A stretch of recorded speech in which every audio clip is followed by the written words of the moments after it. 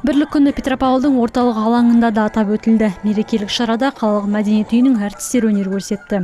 Қасында көп жылдан бері 150-ден астам ұлт пен ұлыс өкілдері бейбітшілікте өмір сүріп келеді. Олардың көбі солтүстік Қазақстанда тұрады. Қазақ, орыс, украин, шешен, грузин және тағы да басқа халық өкілдері ұлттық мерекелерге бір отбасыдай қатысып отырады.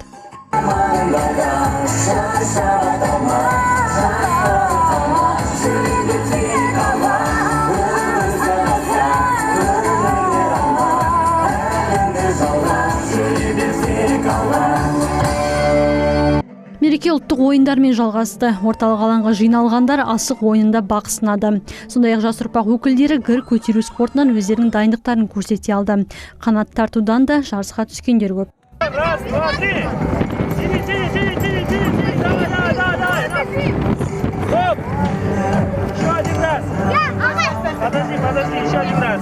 Тяни давай, у тебя получится сейчас. Раз, два, три. Давай, тяни. Ой, молодец. Звонница деп аталатын халықтық хор көп жылдан бері облыс орталығының сахнасында өнер көрсетіп келеді. Әртістер бірлік күнінде 3 әуен шырқап, халыққа мерекелік көңіл күй сыйлады. Дорогие североказахстанцы, поздравляем! Қымбатты солтүстік Қазақстан тұрғындары, сіздерді 1 мамыр бірлік күні мерекесімен құттықтаймын. Ең бастысы денсаулық, бақыт тілеймін. Еліміз аман, жұртымыз тыныш болсын. Орталық алаңдағы мереке ән айтып би билеумен жалғасты.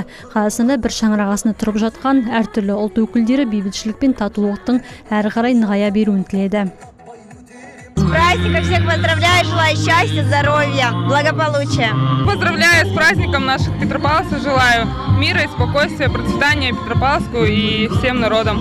Поздравляю всех с праздником, всем счастья, здоровья, чтобы все мечты сбывались всех. Всем всего самого наилучшего, чтобы у всех было всегда отличное настроение. Посещаем все праздники и мероприятия. 1 мая, 7 мая, 9 мая. Майские праздники это, святое, можно сказать. Мартовские праздники. Очень нравится. Всех поздравляем с 1 мая. С Днем Единства народа Республики Казахстан. Мөлдір Тәңірбергенова, Анна Дәулетова, Азамат Елубаев, Первый Северный.